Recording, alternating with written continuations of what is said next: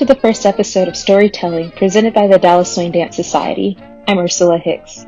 Each month, we will bring you interviews with dancers, teachers, and musicians within the Dallas-Fort Worth metroplex to provide a bigger picture of the swing dance culture we love. In this episode, I will be speaking with Elaine Hewlett, founder of the Rhythm Room here in Dallas, Texas.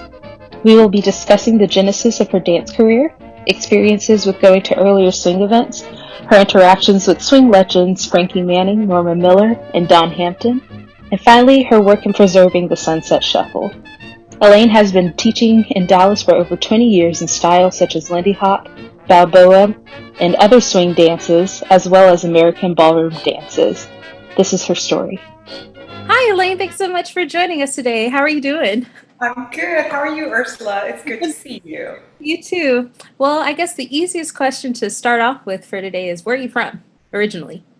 I'm from the West Coast. I was born in San Diego, then I moved all around and ended up in Dallas via New Orleans and Atlanta. That's awesome. What brought you to Dallas originally? Originally, I moved here from Atlanta. I was trying to teach dance in Atlanta and not making a living at it, and I wanted to have enough money to travel. So I got a job here in Dallas at a travel magazine. So I worked in the editorial department. I wrote and edited. Oh, that's super cool. Yeah. So dance is what brought you down, but then also sounds like other things kind of helped you along the way. So speaking of dance then, what was your first dance experience? So kind of walk us through the journey of what got you to dance and eventually Sure. to Lindy Hop. Sure. So when I was just a little girl, no, I didn't have any dance training growing up. I always loved dances and had little dance parties, but it was always just kind of freestyle and goofing off. And then in college, I started going to an old vets club in Eugene, Oregon, and they had a house band that would play every Friday and Saturday night, and I would go by myself and ask this older gentleman named Cliff to dance, and he would dance swing with me and he would dance waltz with me, and I loved it. And I must have been so horrible and he must have been so nice to dance with me. And I always thought that the old people were going to die and I'd have no one to dance with. So when I got to Dallas in '96, it was right before the swing came back to Dallas, at least, and so it was and continues to be really thrilling to be able to dance with people my age or even younger, which is really our future. You are our future, Ursula. Well, thanks. We'll stop. I mean, granted, I benefit from you being my boss and knowing you really well. So ditto, in a sense. It's a great exchange. Cool. I mean, and also I know from past conversations that we've had, we were kind of talking about a little bit what that groove, when you realized when you first were learning the dance, something was missing. So can you talk a little bit about Sure. So after I graduated college, I moved to New Orleans, and because of the music, so I moved there sight unseen, and it was wonderful and shocking, but I was able to do a ballroom dancer instructor training then at that point, and I'd always loved older music, and so when I was learning swing, it never seemed quite to fit with the music. The style didn't seem quite to fit with the music. I moved to Atlanta and then taught full-time for a little bit with a Fred Astaire dance studio. And same thing, I just couldn't quite figure out why it didn't feel better to the music. And then when I moved to Dallas, I think maybe within that first year or two, Houston put on the first Lindy Fest, and they brought Frankie Manning in, and that was when it felt right, when the dance matched the music, the movement and the style matched the movement. So it was really, really exciting for me. That's awesome. And so I guess from there, moving to Dallas and everything, I know everybody talks about here in Dallas, how there used to be an opportunity back in the 90s to dance pretty much every night of the week, even to live music. And I know there's people in our scene right now who are, at least in Dallas, who put in efforts like Amanda Hobbs, shout out to you, who's like done a really cool job of like creating a swing calendar so everybody can find live music. I mean, pre-COVID, of course, but you can have a chance to like go out and listen and things like that. But I know it was very similar, but if anything, more vibrant back when you were kind of starting to teach, right? Yeah, it was really exciting because swing was so popular, and it just skyrocketed. It seemed like overnight, and I know it wasn't exactly overnight. There was a buildup, but there was a Gap commercial that was influential, and the bars here would have bands. So you could really, at that point, I was teaching swing 7 days a week, and you could go out dancing 7 days a week. And I do believe, thanks to people like Amanda Hobbs, we could definitely in Dallas, we could in 100 days ago, and we should be able to in the future, go out dancing every night of the week. So, yeah. That's awesome. And for those of you guys who don't know, in a sense of like where Elaine comes from, in a sense of like teaching history, so a lot of our influencers here in Dallas, like Kathy and Jerry, would have been students of hers, and things like that. As well as the founders of the Dallas Swing Dance Society. Correct. Yes. So, I mean, honestly, not to toot her horn. I mean, I love to toot Elaine's horn, but honestly, I feel like she is one of the main reasons why we have swing dancing in Dallas. And I mean, she's very humble to say it would have came eventually, which is true, probably. But I would say you were definitely a, a, a troubadour of sorts in a sense of like teaching people and stuff here. So that's really, I mean, I definitely give you credit in the sense of like during the revival sense, not that dancing stopped here in Dallas, which would be something I would want to talk about probably in the next few moments, is just kind of see about Dallas specific history of swing particularly, and even just like some other Dallas household dances. So, and just also real quick, and for those who don't know, just because a lot of people, if you're viewing this for the first time or it's your first time, any exposure to swing culture, the Gap commercial that we were referencing, there was this big Gap khakis commercial that featured swing back in the 90s. And we'll try to insert little clips and things like that in the video so you guys can see that, because we're trying to get high tech. Very cool. So go ahead and tell us a little bit more about how you actually started teaching dance here in Dallas, because I know you used to teach at a lot of the local spots and stuff where there would be live music. Sure. Well, when I came to Dallas, the first week I was here, Johnny Reno and the Lounge Kings had just started playing at a nightclub called the Red Jacket. And it's close to downtown on Greenville Avenue, just south of Mockingbird, for those of you who live in the area. And it... the first night there was nobody dancing besides me and my roommate. And so I was so excited and approached Johnny and said, you know, it would be so wonderful if I could teach dance lessons before the band. And he's like, yeah, that'll be great, whatever. Just totally disregarded me. I'm sure he had many things on his mind, because I do love Johnny, and hopefully he'll never hear that comment there. But at any rate, I met my first dance partner soon thereafter, Mitch Baranowski. We met at Sons of Herman Hall, and Mitch was a tall, good-looking fella, and so we'd go out and practice dancing to Johnny Reno. And then Johnny approached us at that point to teach in front of his band. So every Thursday, from 8 to 9, we would teach a lesson. And I think the first week there were maybe 15 people in the lesson. And then within weeks, there were over 100. And there was lines to get into the nightclub, and everyone dressed up. And Johnny Reno was an incredible band. They were so good. They were so good. And I taught with them for years, so on Thursday nights. And then other clubs opened up, and I started, teaching at other clubs, as well as running studio classes. And like I mentioned before, at one point I was teaching only swing 7 nights a week. So yeah, swing was really popular. Was the rhythm room in existence at that point, or was it? It was in existence pretty soon after that. Yeah, so I started teaching with, at the same time I was teaching with Mitch at the Red Jacket, I started teaching weekly classes with a fellow named Jeff Miller. And Jeff was my business partner and dance partner for many years after that. And Jeff and I started the rhythm room. So it was all in, that was maybe 98. So Elaine, you were talking about earlier about Lindy Fest being your first event. Can you kind of talk us through what the first events back in the 90s and things would have been like? Absolutely. They're very small and hard to come by.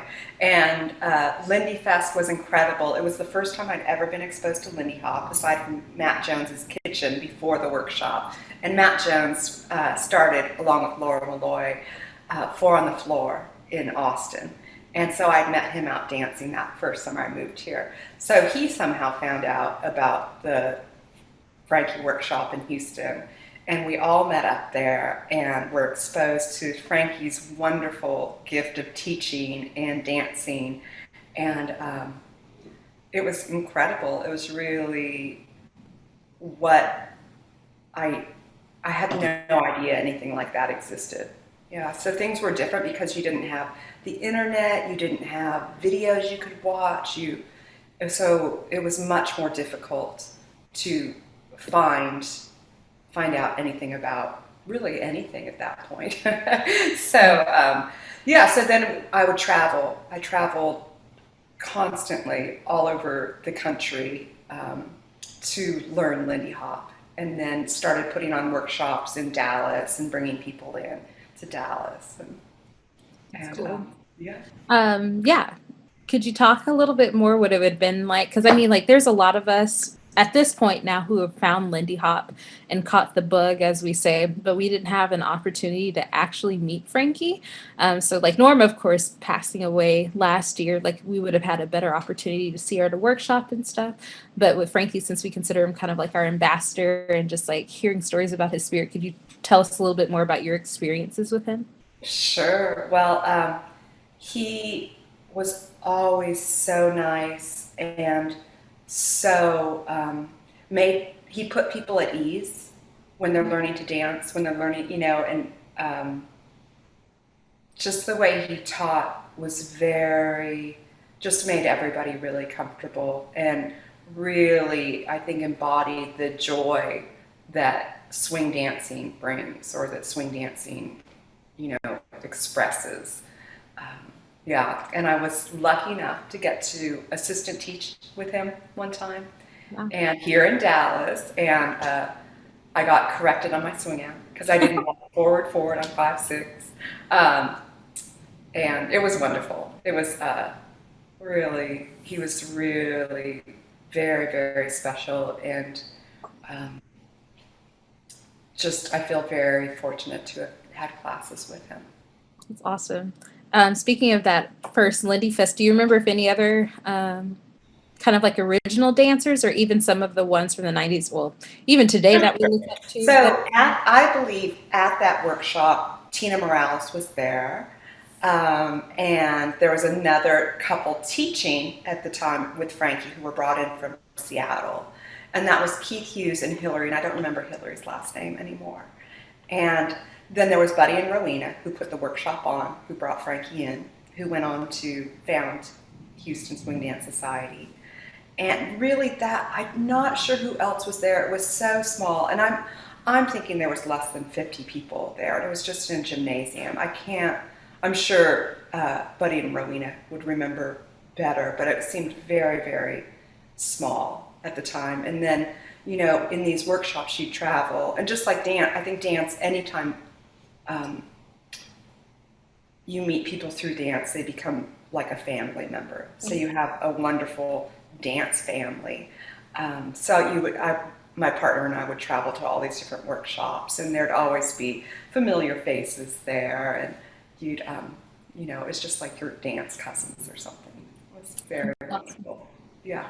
So Lindy Fest being the first one you went to, but do you recall any other events? Because I know there would have been ALHC probably, or would that have been later, or? I think ALHC was maybe, so that was the American Lindy Hop Championships put on by Paulette Brockington.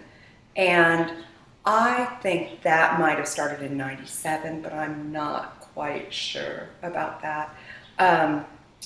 There was a yearly workshop put on by somebody in Washington State between Christmas and New Year's. And the Swedes were always brought into workshops. So they would come through, and probably hit a couple different cities at the top on one trip. And so there's always some Osa or Leonard, Katrine, who still teach all over the world. I saw Katrine teaching in Argentina not that long ago. Wow. And let's see, Beantown was going on then. So that's in Boston. And at the time I probably went 3 years in a row or something. It was a week-long workshop. And Harangue in Sweden was going on then. And I think when I started, it was just for 4 weeks in the summertime. Only 4 compared to like the 5 now. It's only 5. I thought it was more than that. It's so much bigger now, from my understanding. But I think the thing people always say about Harangue is it's not the same as it used to be, which I think, after the first year, everybody said that, so I believe that will continue forever. What hipsters? That's funny. And we had the Lindy Hop body shop here, which was one of the bigger workshops at the time. And we would have, Swedes come in with they were called the rhythm hot shots. So, and also with Dallas Swing Dance Society, we brought the rhythm hot shots in to perform one time and do a workshop. That was incredible. And lots of teachers have come and gone, since that time. A lot of the people that I loved learning from are either no longer teach or even, sadly, no longer dance. I know. How can that happen? People I know. So it was, I've always loved taking classes. So I always loved traveling for workshops or, just learning more. Yeah, that's awesome. So since we kind of talked about Frankie earlier, I know you've also had some interactions with Norma Miller and also with Dawn Hampton. So I was really fortunate with Norma Miller. She, the North Texas Dance Council would bring her in to teach at Dance for the Planet, which was a large free dance weekend here in Dallas, all types of dance. And they would bring her in, and then we'd teach with her, whoever my partner was at the time. So it was I taught with her with Dawn West and with Jeff Miller, and she always claimed not to be a teacher, which is very true. She was not a teacher, so she would just kind of. I think my favorite quote from those times was when she was yelling at a little girl to come to class. And the steps when you come to class. It was really, so very funny, so we would just kind of run around in circles, and she'd tell us to do the move, and we'd have to try to guess the move. But she was really incredible, really funny, really sharp, and just to think of what she went through being a woman of color on her own for so long, making a career out of dance, which is never easy. Dance and comedy and everything that she did. She wrote books with Red Fox. She stand-up, traveled with Cap Calloway. And it was always just incredible hearing everything that came out of her mouth, because she was so funny, but also just the story she had about meeting just every great musician you could ever imagine. So. And you said you even got to house her, correct? And fried chicken was her favorite thing, or? Yeah, so she stayed with us, and she loved cats, and so she was sitting on, I believe, this couch, but it was in a different position, so she could look out the window. So she's sitting on the couch with my cat Whitey, and she was looking out at the little cat outside, and she was told Whitey how she was so lucky to be a house cat, unlike the field cats out there who had to stay outside. And very funny. So That's awesome. And finally, I guess in a sense, Dawn Hampton, did you have any personal interactions with her or any memories with her? Yeah, I was closest with her.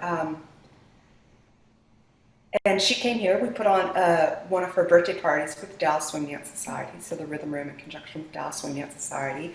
And we also brought out Wycliffe Gordon for that event, which was incredible. He's a trombone player from New York.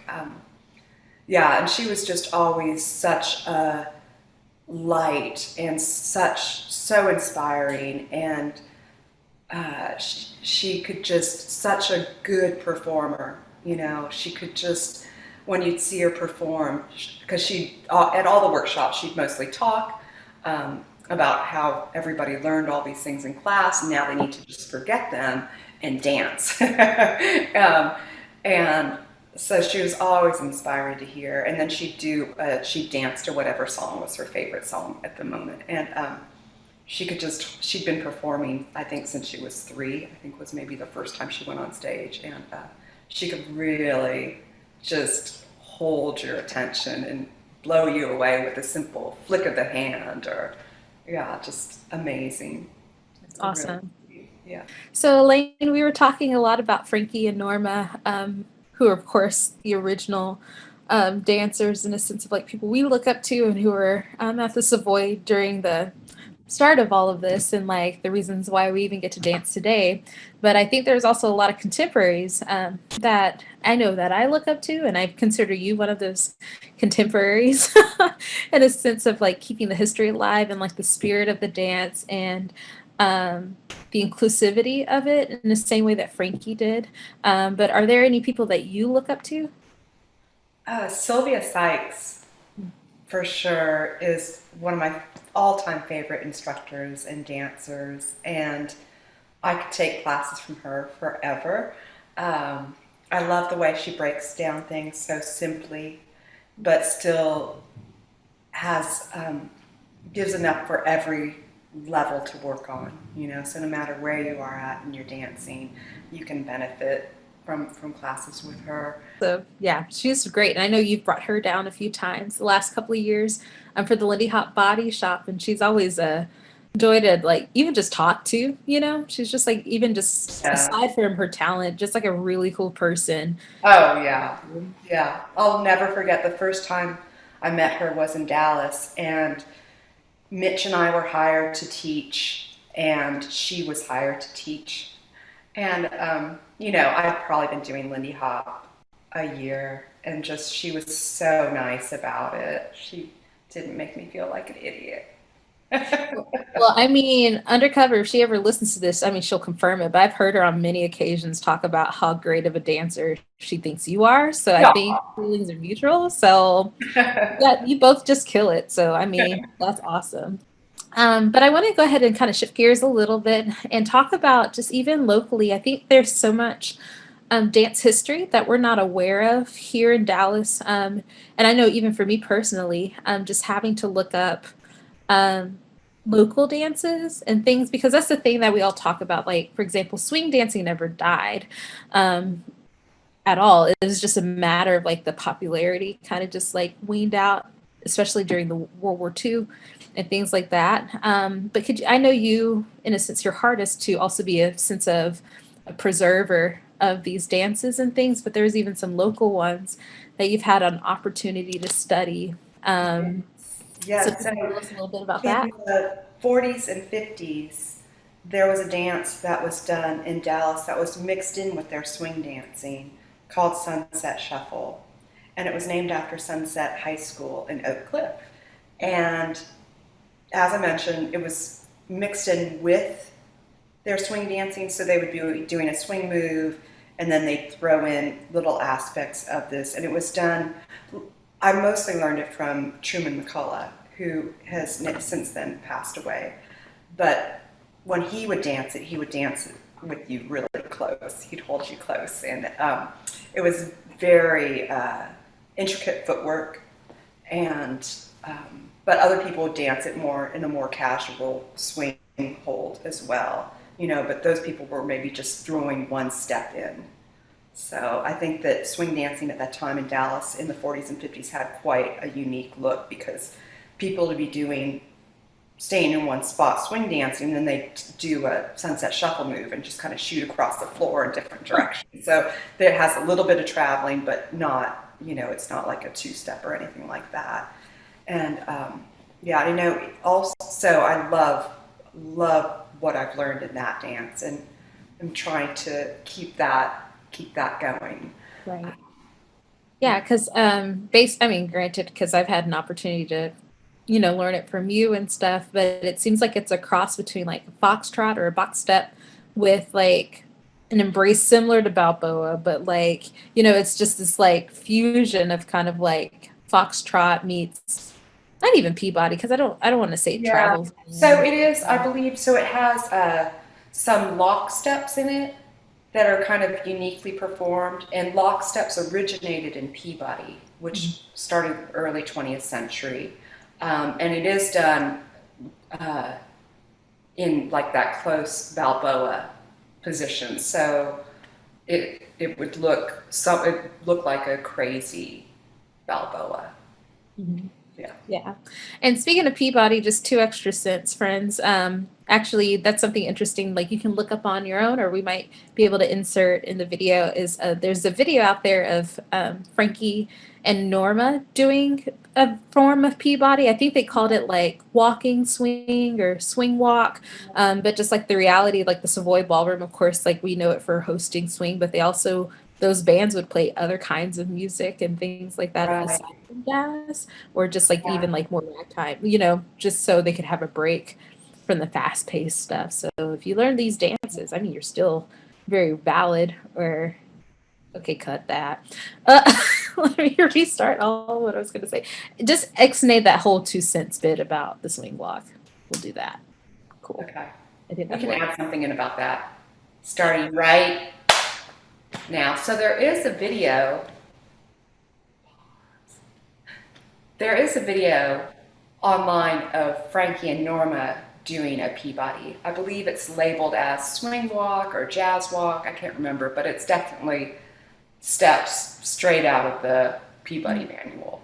Yeah, that's so cool. Which I was fortunate enough to learn. I've been working, I guess, for the past 12 years or more with a fellow here in Dallas named Jesse Verdon, who grew up in San Antonio, fought in Korea, and has been teaching dance for 66 years, I believe, at this point. Wow. And so he taught me Peabody, and he used to do he worked for Fred Astaire ages ago in San Antonio, and he said that they would do a cavalcade of dances.